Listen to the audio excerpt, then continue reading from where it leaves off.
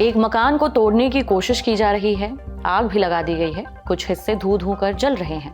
आसपास कुछ लोग नाचते हुए दिख रहे हैं। जाहिर है कि ईंट, पत्थर और सीमेंट से बना ये ढांचा बर्बाद हो रहा है।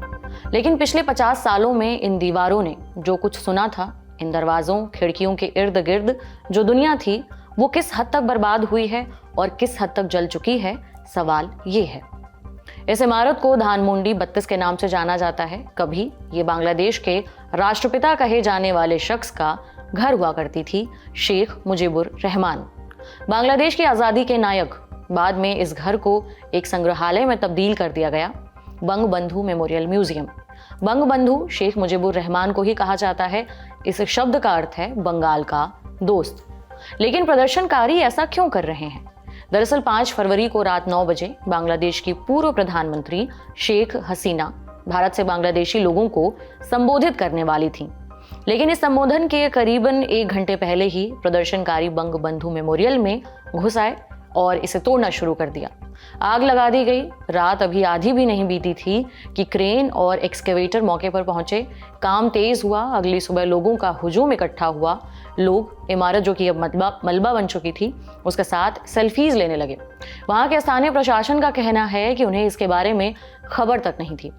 तो आज के शो में हम जानेंगे बांग्लादेश में एक बार फिर से प्रोटेस्ट क्यों शुरू हो गए हैं, शेख हसीना ने अपने संबोधन में क्या कहा, क्या शेख हसीना के प्रत्यर्पण की मांग नए सिरे से उठेगी, क्या भारत शेख हसीना के प्रत्यर्पण के लिए तैयार होगा। नमस्ते, मेरा नाम उपासना है और आप देख रहे हैं लल्लन टॉप का अंतर्राष्ट्रीय प्रसंगों से जुड़ा रोजाना का कार्यक्रम दुनियादारी, जहां आज बांग्लादेश की चर्चा। सबसे पहले हालिया तारीख के कुछ पन्ने पलटते हैं, थोड़ा सा बैकग्राउंड जानते हैं ताकि आगे की कहानी के सारे सिरे जुड़ सकें। Brought to you by Sensodyne K। बस बैक नहीं आया। SLS पैराफिन और दूध का करंट भी कौन? तो लाइफ का करंट ऑन? कुछ भी। तो ट्राई करके देख ले। Sensodyne K toothpaste for sensitive teeth. जून 2024 बांग्लादेश में छात्रों ने शेख हसीना के खिलाफ प्रदर्शन शुरू किए। बांग्लादेश की सरकार एक कोटा सिस्टम लेकर आई थी। इसके तहत सरकारी नौकरियों में 56% सीटें आरक्षित थीं। छात्र इसी का विरोध कर रहे थे। प्रोटेस्ट तेज हुए, हिंसा भड़की और फिर फैलती चली गई। जुलाई महीने में सरकार ने प्रदर्शन रोकने की कोशिश की, कुछ जगह कामयाबी भी मिली, लेकिन 4 अगस्त को छात्र गुटों ने दोबारा प्रोटेस्ट शुरू किया। बांग्लादेशी मीडिया की रिपोर्ट के मुताबिक केवल 4 अगस्त के दिन 100 से ज्यादा लोगों की मौत हुई। कई जगहों पर पुलिस वालों और आवामी लीग के नेताओं की भी हत्या हुई। दूसरी तरफ सत्ताधारी पार्टी के लोगों ने भी हिंसा की। 5 अगस्त 2024 छात्रों के प्रदर्शन में कई और गुट शामिल हो गए। उन्होंने ढाका मार्च का ऐलान किया। फौज ने कहा, हम आम जनता के साथ हैं। पुलिस ने कहीं भी प्रोटेस्टर्स को रोकने की कोशिश नहीं की। जब यह साफ हो गया कि शेख हसीना के लिए प्रधानमंत्री आवास में बने रहना मुश्किल होगा, उनको इस्तीफा देकर निकलने का फैसला लेना पड़ा। इसके बाद शेख हसीना प्लेन में बैठकर भारत आ गईं और तब से लेकर अब तक वो भारत में ही हैं। उधर बांग्लादेश में 5 अगस्त 2024 के बाद घटनाक्रम तेजी से बदला। बांग्लादेश मुक्ति संग्राम के नेता शेख मुजीबुर रहमान की मूर्तियां तोड़ी गईं। तब भी बंगबंधु मेमोरियल म्यूजियम को आग लगाई गई थी और अब फिर से इसको निशाना बनाया गया है। बहरहाल 5 अगस्त के बाद आवामी लीग के नेताओं, हिंदुओं और दूसरे अल्पसंख्यकों पर हमले हुए। इसी बीच अंतरिम सरकार का गठन हुआ और 8 अगस्त को मोहम्मद यूनुस ने अंतरिम सरकार के मुखिया के तौर पर शपथ ली। तब से अब तक सत्ता उनके ही हाथ में है। ये तो हुआ फ्लैशबैक। अब आगे की कहानी। शेख हसीना ने अपने संबोधन में क्या कहा? वो एक घर से क्यों डरते हैं? पिछली बार उन्होंने आग लगाई थी, अब वो उसे बर्बाद कर रहे हैं। क्या मैंने इस देश के लिए कुछ नहीं किया? फिर ऐसी बेइज्जती क्यों? आप उस घर को मिटा सकते हैं लेकिन इतिहास को नहीं। उनमें अभी इतनी ताकत नहीं है कि वे राष्ट्रीय ध्वज, संविधान और उस आज़ादी को बुलडोजर से ध्वस्त कर सकें जो हमने लाखों शहीदों की जान की कीमत पर हासिल की थी। मोहम्मद यूनुस ने मुझे और मेरी बहन को मारने की साजिश रची। बांग्लादेश सिर्फ एक शख्स के मंसूबों की वजह से बर्बाद हो रहा है। शेख हसीना का यह संदेश ऑडियो फॉर्म में पोस्ट हुआ था उनकी पार्टी आवामी लीग के फेसबुक चैनल पर।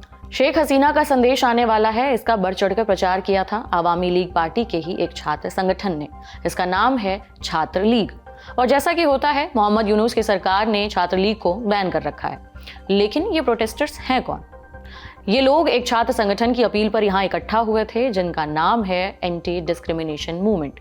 ये वही छात्र संगठन है जिसने अगस्त 2024 में शेख हसीना के खिलाफ प्रोटेस्ट को लीड किया था। शेख हसीना के संबोधन की खबर मिलते ही फेसबुक पर इस संगठन के लीडर हसनत अब्दुल्ला ने बुलडोजर मार्च शुरू करने की अपील की। संबोधन से 1 घंटे पहले ही अपील सुनकर लोग इकट्ठा हुए, काम शुरू हुआ। रात में थोड़ी देर के लिए रोका भी गया। बांग्लादेशी अखबार डेली स्टार की रिपोर्ट के मुताबिक सुबह फिर से तोड़फोड़ शुरू हुई। टूट चुकी एक दीवार पर बड़े बड़े अक्षरों में लिखा था थाकबे ना, यानी विल नॉट रिमेन। इसके अलावा 5 फरवरी को क्या क्या हुआ, बंगबंधु से जुड़ी अन्य इमारतों को भी रात भर निशाना बनाया गया। बांग्लादेशी मीडिया के मुताबिक शेख हसीना के निवास सुधा सदन को भी आग लगा दी गई। सिलहट में डिप्टी कमिश्नर के कार्यालय के सामने बंगबंधु की एक मूर्ति को बुलडोजर से तोड़ा गया। खुलना में हसीना के 5 चचेरे भाइयों के घर शेख बारी को गिरा दिया गया। बारीसाल में हसीना के आवामी लीग के 2 सीनियर नेताओं के घरों को बुलडोजर से गिरा दिया गया। इन जगहों में धानमंडी 32 सबसे अहम है, लेकिन क्यों? सबसे पहले तो ये बांग्लादेश के राष्ट्रपिता का घर है, ये हमने आपको बता ही दिया। अगस्त 1961 में उन्होंने अपने परिवार के साथ यहाँ रहना शुरू किया। तब बांग्लादेश ईस्ट पाकिस्तान हुआ करता था। 15 अगस्त 1975 तक वो यहाँ रहे। बांग्लादेश की आज़ादी की लड़ाई के दौरान यही घर उनका हेडक्वार्टर हुआ करता था। आज़ादी के बाद राष्ट्रपति बने, उस दौरान भी वो यहीं रहे। अहम फैसले यहीं से लिए जाते थे, मीटिंग्स भी अक्सर इसी घर पर होती थी। फिर 15 अगस्त 1975 की सुबह सेना के एक धड़े ने उनके पिता शेख मुजीबुर रहमान समेत परिवार के कई सदस्यों की हत्या कर दी थी। उस रोज कौन कौन लोग मारे गए थे? शेख मुजीबुर रहमान, तत्कालीन राष्ट्रपति, बेगम फाजिलातुन निसा, शेख हसीना की मां, शेख कमाल और शेख जमाल, शेख हसीना के भाई। उन्होंने बांग्लादेश के मुक्ति संग्राम में भी हिस्सा लिया था। कमाल और जमाल के साथ साथ उनकी पत्नियों की भी हत्या हुई थी।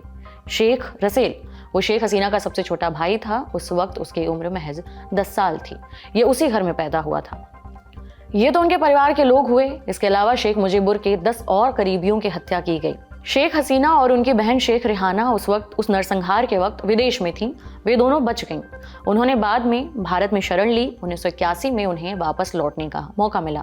जब वो पहुंची तब इसे नीलाम किया जाना था। बंगबंधु मेमोरियल वेबसाइट के मुताबिक 12,000 टके देकर उन्होंने इसे नीलाम होने से बचाया। टका बांग्लादेश की करेंसी है। 14 अगस्त 1994 को इस घर को संग्रहालय बना दिया गया। अब जानते हैं कि ये प्रोटेस्टर्स चाहते क्या हैं। इस भीड़ की मांग है कि हसीना को सजा दी जाए।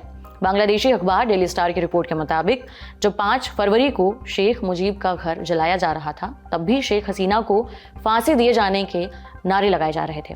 इसके अलावा प्रोटेस्टर्स उनकी पार्टी आवामी लीग पर बैन भी चाहते हैं। कुछ एक प्रोटेस्टर्स को सुनिए कि वो कहना क्या चाहते हैं। कल मीडिया में हसीना आई और उन्होंने देश के नाम संबोधन दिया।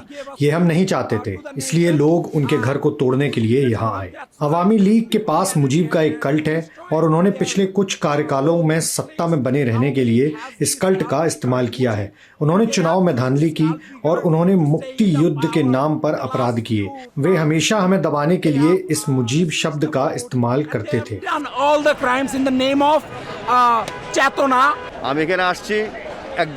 मैं यहाँ तानाशाह होने के अंजाम देखने के लिए आया हूँ। पिछले 18 वर्षों से हम इस सड़क पर चल भी नहीं सकते थे। हमें लंबा रास्ता लेना पड़ता था। ये घर उत्पीड़न और यातना का प्रतीक है। ये घर फासिज्म का प्रतीक है। पिछले 18 वर्षों में उन्होंने हमें इंसान भी नहीं समझा।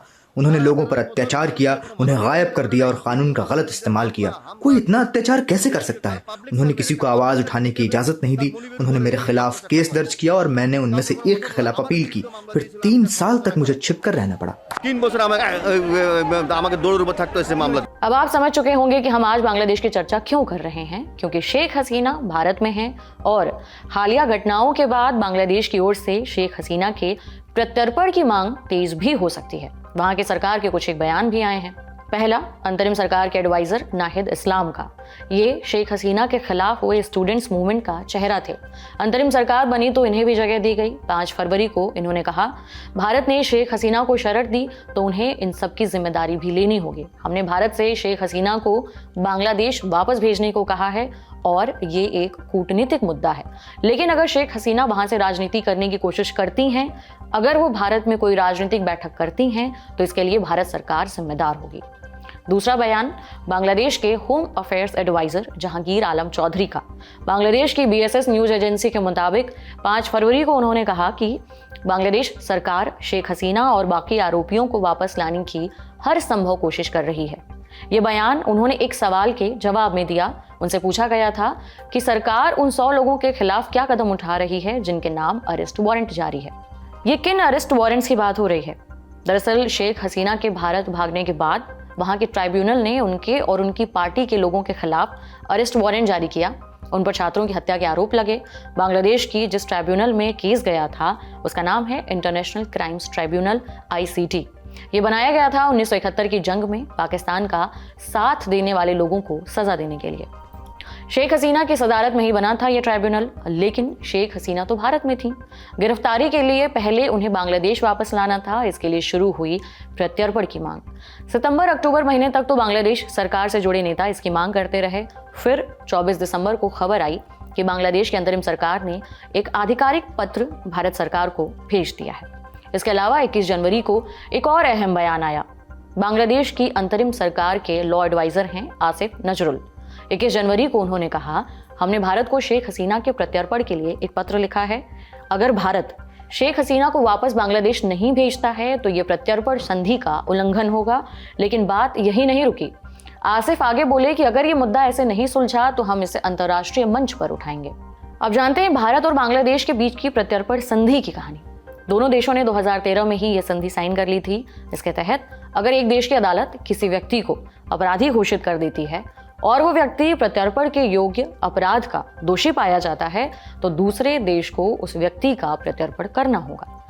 ये इस संधि का सीधा सा नियम है। पर इसमें एक पेच भी है। पेच ये कि जिस अपराध के लिए अपराधी को प्रत्यर्पित किया जा रहा है वो दोनों देशों में दंडनीय हो। ऐसे में सवाल उठता है कि क्या कोई देश प्रत्यर्पण के लिए मना कर सकता है? जवाब है हाँ। अगर उस व्यक्ति का अपराध राजनीतिक प्रवृत्ति का है तो कोई भी देश प्रत्यर्पण के लिए मना कर सकता है। इसके अलावा भी संधि के नियम कहते हैं कि प्रत्यर्पण का फैसला लेने के लिए दोनों देश आजाद हैं।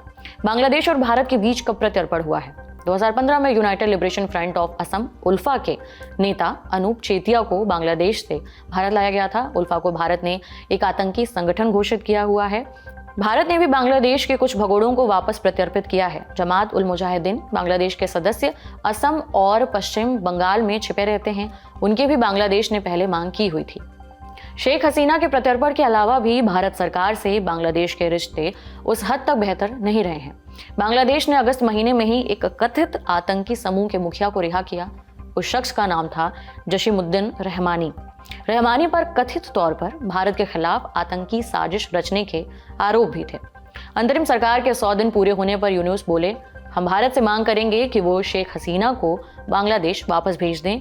इससे दोनों देशों के बीच रिश्ते खराब होने की आशंका बढ़ गई है। इसके अलावा शेख हसीना की सरकार जाने के बाद हिंदुओं और दूसरे अल्पसंख्यकों के घर हमले हुए। नवंबर 2024 में हिंदू सन्यासी चिन्मय कृष्णदास की गिरफ्तारी भी हुई। अब एक और बात जो अहम है, जो इसी कहानी से जुड़ी है। हाल के महीनों में ऐसी खबरें आई कि बांग्लादेश और पाकिस्तान करीब आ रहे हैं।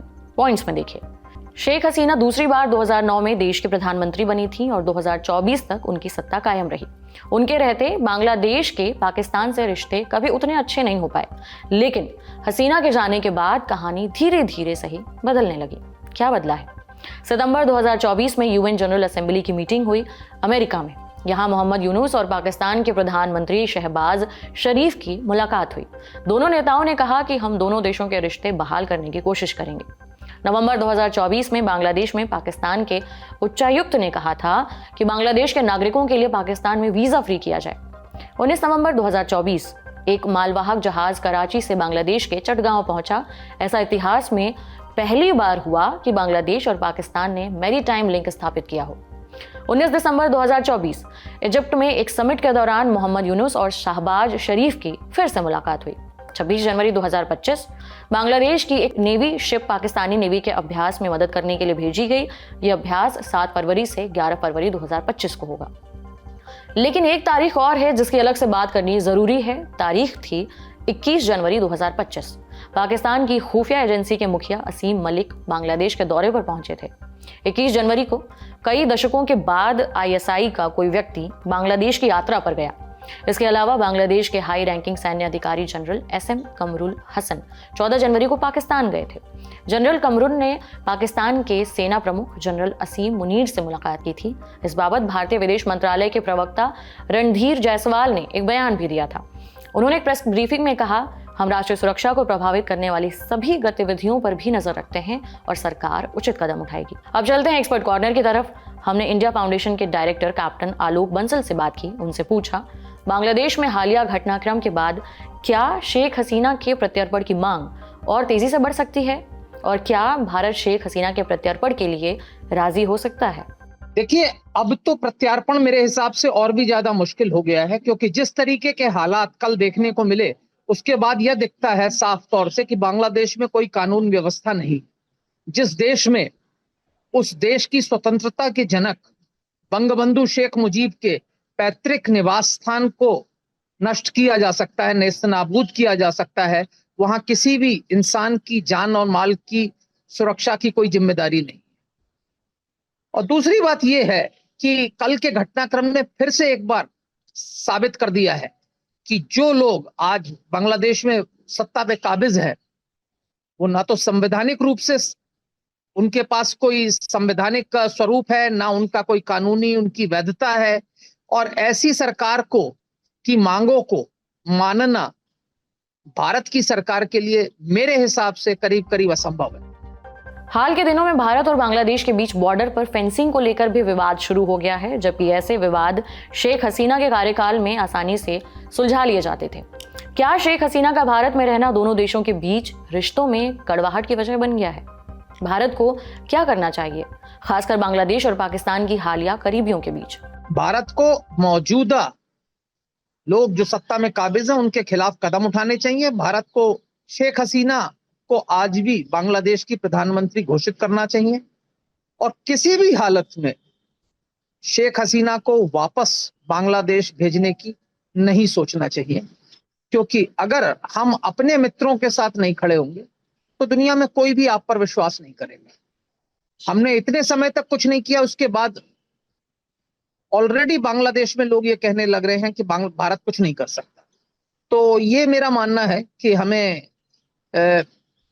इस सरकार पे दबाव बनाने चाहिए कि या तो ये चुनाव कराए या सत्ता से हट जाए।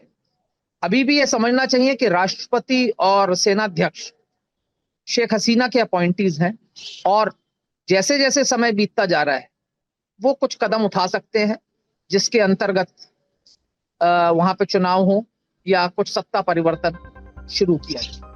रिपोर्ट्स के मुताबिक आवामी लीग के छिपे हुए नेताओं का कहना है कि आवामी लीग की पार्टी कम्युनिकेशन नेटवर्क के माध्यम से बरकरार है और नेता कार्यकर्ताओं से जुड़े हुए हैं। क्या ऐसी कोई भी उम्मीद है कि शेख हसीना की बांग्लादेश की राजनीति में वापसी हो सके? क्या वो किसी भी सूरत में कमबैक कर सकती हैं? देखिए, आज भी बांग्लादेश की 1/3 जनता करीब आवामी लीग समर्थक है और इसी कारण जो सत्ता पे काबिज लोग हैं या जो पाकिस्तान समर्थक लोग हैं वो इस बात से घबराते हैं। वो आवामी लीग के लोगों को लीफलेट तक नहीं बांटने देते, क्योंकि उनको डर है कि एक बार आवामी लीग के नेता वापस आ गए तो जन समर्थन उनके साथ होगा।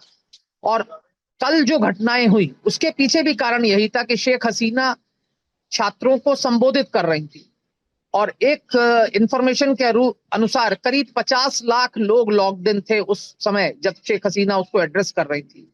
और इसी के प्रतिक्रिया के रूप में इन्होंने शेख हसीना का पैतृक निवास स्थान धान मंडी में जो शेख मुजीब स्मारक था उसको तहस नहस कर दिया।